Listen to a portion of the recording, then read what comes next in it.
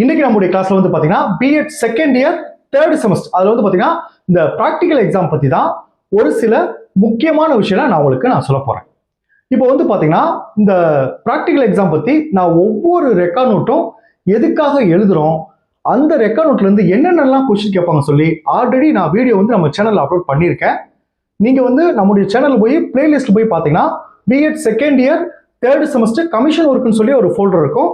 அதை கிளிக் பண்ணீங்கன்னா நான் எல்லா ரெக்கார்ட்ஸை பத்தியும் என்னென்ன கொஸ்டின் கேட்பாங்க சொல்லி அந்த வீடியோ எல்லாமே அதுல இருக்கும். சரிங்களா? நீங்க வந்து அந்த வீடியோ மட்டும் எல்லாமே பார்த்துட்டீங்கன்னா கமிஷனுக்கு வந்து அவங்க என்ன கொஸ்டின் கேட்டாலும் உங்களால ஆன்சர் பண்ண முடியும். ஏன்னா ரெக்கார்ட்ல இருந்து அவங்க கொஸ்டின் கேட்பாங்க, அதுக்கு நம்ம கரெக்டா ஆன்சர் பண்ணணும். அது என்ன கொஸ்டின் கேட்பாங்க, நம்ம எப்படி ஆன்சர் பண்ணணும் எல்லாமே நான் உங்களுக்கு டீட்டெயிலா சொல்லியிருக்கேன். சரிங்களா? ஸோ அந்த வீடியோ மட்டும் நீங்க எல்லாரும் பார்த்துட்டீங்கன்னா கமிஷனுக்கு வரவங்க என்ன கொஸ்டின் கேட்டாலும் உங்களால அட்டன் பண்ண முடியும். சரிங்களா? இன்னைக்கு வந்து பாத்தீங்கன்னா இந்த ப்ராக்டிகல் எக்ஸாம் வந்து நீங்க வந்து அங்க கொஸ்டின் கேட்க ரெக்கார்ட் நோட்ல இருந்து கொஸ்டின் கேட்கறதுக்கு முன்னாடி ஒரு சில அந்த பேசிக்கான விஷயத்துல இருந்து கொஸ்டின் கேட்பாங்க. அதை கேட்டுட்டு தான் உங்களுக்கு ரெக்கார்ட் நோட்ல இருந்து கொஸ்டின் கேட்க ஆரம்பிப்பாங்க. சரிங்களா? அந்த பேசிக்கான என்னென்ன கொஸ்டின்ஸ் எல்லாம் கேட்பாங்க, அதே மாதிரி ரெக்கார்ட் நோட்ல எந்தெந்த ரெக்கார்ட் நோட்ல இருந்து கம்பல்சரி நம்ம கொஸ்டின் வரும், அதை பத்தி எல்லாம் நான் உங்களுக்கு டீட்டெயிலா சொல்றேன். சரிங்களா? அதே மாதிரி இந்த ஃபோர்த் செமஸ்டர் கிளாஸ் வந்து பாத்தீங்கன்னா நான் வந்து உங்களுக்கு ப்ராக்டிகல் எக்ஸாமுக்கு முன்னாடியே நான் ஆரம்பிக்கலாம் சொல்லியிருந்தேன். ஆனால் எல்லாரும் இந்த ப்ராக்டிகல் எக்ஸாம்ல பிஸியா இருப்பீங்க. ஸோ நான் வந்து கூடிய சீக்கிரம் ஃபோர்த் செமஸ்டர் ஸ்டார்ட் பண்ணி நம்ம கிளாஸ் டைம் எல்லாத்துக்கும் அதில் நோட்ஸ் அனுப்பிச்சிடுவேன். ஸோ நீங்க ஃபோர்த் செமஸ்டர் ஜாயின் பண்ண விருப்பப்படுறவங்க என்னுடைய மொபைல் நம்பர் 9159084262 இந்த நம்பருக்கு நீங்க கால் பண்ணுங்க. நம்முடைய கிளாஸ்ல நீங்க ஃபோர்த் செமஸ்டர் கிளாஸ்ல நீங்க ஜாயின் பண்ணிக்கலாம். உங்களுக்கு நோட்ஸ் எல்லாமே நான் அனுப்பிச்சிடுவேன். ஓகே சார், இந்த பேசிக்கான விஷயம் ஒரு 8-9 கொஸ்டின் இருக்கு. இந்த பேசிக்கான விஷயத்த ஒவ்வொரு ஸ்டூடெண்ட்டையும் இதுல இருந்து ஏதாவது 2-3 கொஸ்டினை கேட்டுட்டு தான் ரெக்கார்ட்ல இருந்து கொஸ்டின் கேட்பாங்க. சரிங்களா? இது ஆல்ரெடி நான் சொல்லியிருக்கேன், இருந்தாலும் ஒரு டைம் சொல்லிடுறேன். இப்போ பாத்தீங்கன்னா ஃபர்ஸ்ட் கொஸ்டின், நீங்க வந்து ட்ரைனிங் வந்து எவ்வளவு நாள் ஸ்கூல் ட்ரைனிங் போனீங்க அப்படி சொல்லி ஃபர்ஸ்ட் கொஸ்டின் கேட்பாங்க. நிறைய பேர் வந்து 80 நாட்கள் சொல்லுவாங்க. நம்ம வந்து நாட்கள்ல சொல்லக்கூடாது, வாரங்கள்ல தான் சொல்லணும். ஸோ 16 வாரங்கள் வந்து ஸ்கூல் ட்ரைனிங் போனேன்னு சொல்லணும். உங்கள்கிட்ட கேட்பாங்க ஸ்கூல் ட்ரைனிங் எவ்வளவு நாள் போனேன்னு கேட்டீங்கன்னா நீங்க என்ன பதில் சொல்லணும்னா 16 வாரங்கள் போனேன் அப்படின்னு நீங்க சொல்லணும். சரிங்களா? செகண்ட் கொஸ்டின் வந்து பாத்தீங்கன்னா அப்சர்வேஷன் கிளாஸ் வந்து எவ்வளவு நாள் நடந்துச்சு அப்படின்னு சொல்லி கேட்பாங்க. ஆக்சுவலா வந்து ஒரு சில பேர் 10 நாள் சொல்லுவாங்க. ஆனா நமக்கு யூனிவர்சிட்டி ரூல்ஸ் படி அப்சர்வேஷன் கிளாஸ் வந்து 1 வாரம் நடந்துச்சு. நல்லா கவனிச்சுங்க. அப்சர்வேஷன் ரெக்கார்டை பத்தி ஆல்ரெடி சொல்லியிருக்கேன். நம்ம ஸ்கூல் ட்ரைனிங் போகும்போது எடுத்தவொடனே நம்ம கிளாஸ் எடுக்க அலோவ் பண்ண மாட்டாங்க. நம்ம கைட் டீச்சர் வந்து கிளாஸ் எடுப்பாங்க, அதை நம்ம கவனிக்கணும். அந்த கைட் டீச்சர் கிளாஸ் எடுக்கிறது வந்து பார்த்தீங்கன்னா ஒரு வாரம் அவங்க கிளாஸ் எடுக்கிறாங்க, அதை நம்ம அப்சர்வ் பண்றோம். ஸோ அப்சர்வேஷன் வந்து எவ்வளவு நாள் நடந்துச்சு கேட்டீங்கன்னா அதையும் வாரத்துல தான் சொல்லணும், 1 வீக் நீங்க சொல்லணும். சரிங்களா? தேர்ட் கொஸ்டின் பாருங்க, ஸ்கூல் நேம். நீங்க ட்ரைனிங் போன அந்த ஸ்கூலோடைய நேமை வந்து கம்பல்சரி நம்ம தெரிஞ்சிருக்கணும். அடுத்து ஸ்கூல் அட்ரஸ், நம்ம ட்ரைனிங் போன ஸ்கூலோடைய அட்ரஸை வந்து கண்டிப்பா நம்ம தெரிஞ்சிருக்கணும். அடுத்து பாத்தீங்கன்னா ஹெட் மாஸ்டர் நேம், நம்ம ஸ்கூலுடைய ஹெச்எம் பேர் வந்து கண்டிப்பா தெரிஞ்சு நம்ம நோட் பண்ணி வச்சுக்கணும். சரிங்களா?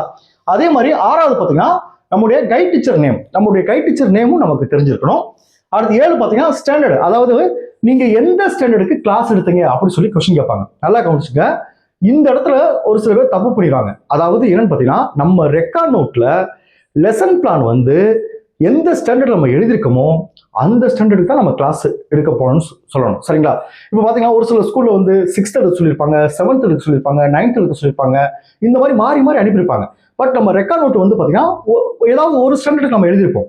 நம்ம ரெக்கார்ட் நோட்ல லெசன் பிளான் எந்த ஸ்டாண்டர்டுக்கு எழுதணுமோ அந்த ஸ்டாண்டர்ட் தான் நம்ம கிளாஸ் எடுப்போம். சார் லெவல் 1 வந்து 8th ஸ்டாண்டர்ட் கிளாஸுக்கு போனேன், லெவல் 2 வந்து 9th ஸ்டாண்டர்ட் எழுதிருப்போம். ஸோ நான் 9th ஸ்டாண்டர்ட் கிளாஸுக்கு போனேன் அப்படிதான் நம்ம சொல்லணும். இல்லை நீங்க லெவல் 1 7th எழுதுனீங்கன்னா சார் நான் 7th ஸ்டாண்டர்டுக்கு கிளாஸ் எடுக்க போனேன் அப்படிதான் சொல்லணும். நம்ம ரெக்கார்ட் நோட்ல என்ன இருக்கோ அதுதான் நம்ம பதில் சொல்லணும். சரிங்களா? அடுத்து பாருங்க, நம்பர் ஆஃப் ஸ்டூடெண்ட்ஸ், அதாவது எத்தனை ஸ்டூடெண்ட்ஸ் இருந்தாங்க. இப்போ நீங்க 8th ஸ்டாண்டர்ட் கிளாஸ் எடுத்தீங்கன்னா அதுல எத்தனை ஸ்டூடெண்ட்ஸ் இருந்தாங்க, 9th ஸ்டாண்டர்ட் கிளாஸ் எடுத்தீங்கன்னா அதுல எத்தனை ஸ்டூடெண்ட்ஸ் இருந்தாங்க, அதை லெசன் பிளான் நம்ம எழுதிருப்போம், மாணவர்கள் எண்ணிக்கை எழுதிருப்போம், அதையும் நோட் பண்ணி வச்சுங்க. அடுத்து 9வது பாத்தீங்கன்னா கேஸ் ஸ்டடி ரெக்கார்டு.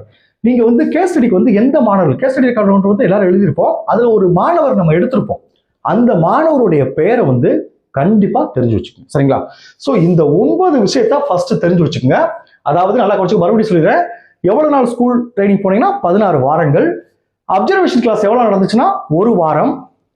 உங்களுடைய ஸ்கூல் நேமு, அடுத்து ஸ்கூலோடைய அட்ரஸ், அடுத்து ஹெட் மாஸ்டர் நேமு, அடுத்து கைட் டீச்சர் நேமு, அடுத்து ஸ்டாண்டர்ட், எந்த ஸ்டாண்டர்டுக்கு நீங்கள் கிளாஸ் எடுத்தீங்க, அடுத்து நம்பர் ஆஃப் ஸ்டூடெண்ட்ஸ், நீங்கள் கிளாஸில் எத்தனை ஸ்டூடெண்ட்ஸ் இருந்தாங்க, அடுத்து case study record, case study ரெக்கார்டை எந்த ஸ்டூடெண்ட்ஸ் எடுத்திருக்கீங்க அவங்களுடைய பேரை சொல்லுவாங்க. சரிங்களா? இந்த பேசிக்கான விஷயத்த நீங்கள் மோஸ்ட்லி ஆன்சர் பண்ணிட்டாவே வந்து ரெக்கார்ட் நோட்ல இருந்து உங்களுக்கு கம்மியான கொஸ்டின் தான் கேட்பாங்க. சரிங்களா? ஓகே, அடுத்த விஷயம், எந்தெந்த ரெக்கார்ட் நோட்ல இருந்து கம்பல்சரி கொஸ்டின் கேட்பாங்க. நல்லா கவனிங்க. நீங்க அவங்க கொஸ்டின் கேட்கும்போது நீங்க கரெக்டா பதில் சொல்லிட்டு அவங்களுக்கு தெரிஞ்சிடும். ஓகே, நல்லா ரெக்கார்ட் நோட் தெரிஞ்சுதான் எழுதியிருக்காங்க, புரிஞ்சுதான் எழுதியிருக்காங்க அப்படின்னு தெரிஞ்சிடும். இப்போ பாத்தீங்கன்னா குறிப்பா வந்து பாத்தீங்கன்னா லெசன் பிளான் ரெக்கார்ட் நோட்ல இருந்து கம்பல்சரி கொஸ்டின் கேட்பாங்க. ரெண்டாவது பாத்தீங்கன்னா இந்த அப்சர்வேஷன் ரெக்கார்ட் நோட்ல இருந்து கம்பல்சரி கொஸ்டின் கேட்பாங்க.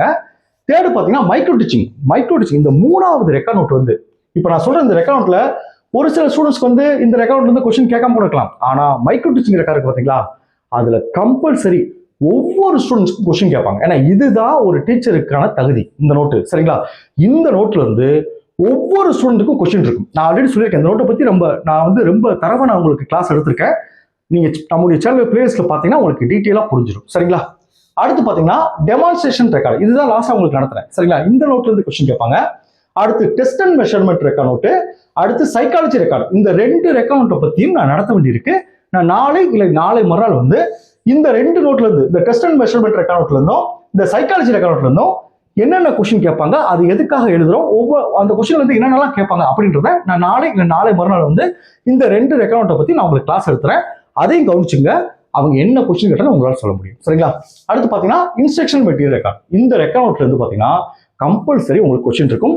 முக்கியமா இந்த மைக்ரோ டீச்சிங் ரெக்கார்ட்ல இருந்து கம்பல்சரி எல்லா ஸ்டூடெண்ட்ஸ்க்கும் உங்களுக்கு வந்து கொஸ்டின் இருக்கும். சரிங்களா? இப்போ பாத்தீங்கன்னா கமிஷனை பத்தி நம்ம பயப்பட வேண்டிய அவசியம் இல்லை. 2 நாள் நடக்கும்னு நான் சொல்லியிருக்கேன். முதல் நாள் நீங்க என்ன செய்யணும், 2வது நாள் நீங்க என்ன செய்யணும், எல்லாமே ஆல்ரெடி நான் சொல்லியிருக்கேன். நம்முடைய சேனல்ல அந்த கிளாஸை பார்த்தீங்கன்னா உங்களுக்கு ஈஸியா புரிஞ்சிடும். Okay, thank you students. நம்ம நெக்ஸ்ட் கிளாஸ்ல பார்ப்போம்.